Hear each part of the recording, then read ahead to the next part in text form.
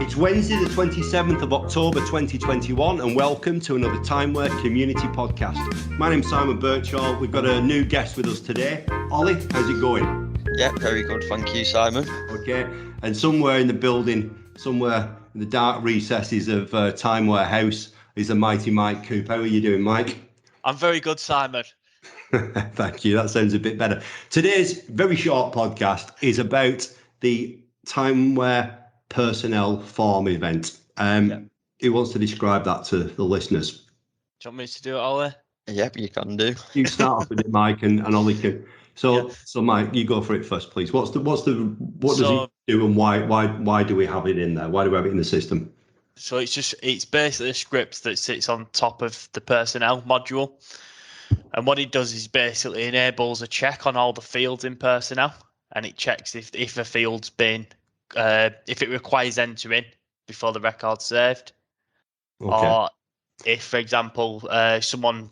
That's the main reason actually for it. If someone forgets to save a relevant field that Timeware needs, it would not let them save the record away without that field being complete. Okay, Ollie, what experience have you got with this? You do a lot of upgrades, don't you? Yeah, so I find that a lot of our customers use the personnel form event script just to stop maybe line managers cutting corners and not filling certain fields out. And What's a good example? What's a good example of a field that they might? Email addresses. Lots of managers we see, they don't want to sort of go and ask for an email address, but sometimes it could be required for modules such as the ESS. So having a section of that script which will make you fill out that email address box can come in quite handy. Right, so it's useful. So when do we, I guess there's a default in the system. Yeah. The implementation guys would have discussed this with the customer at the point of the installation. Yeah.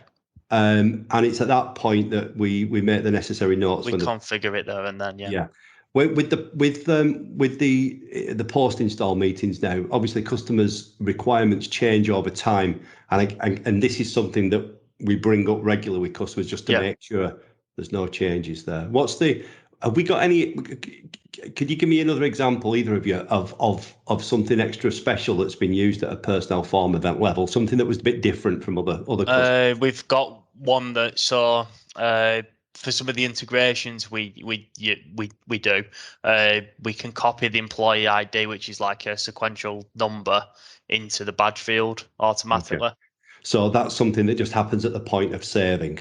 The record in this instance, that doesn't stop the save happening, which is what Ollie was describing. That's to save time later on. This is to help with an integration to a third-party system. Yeah, it's like Okay, all right.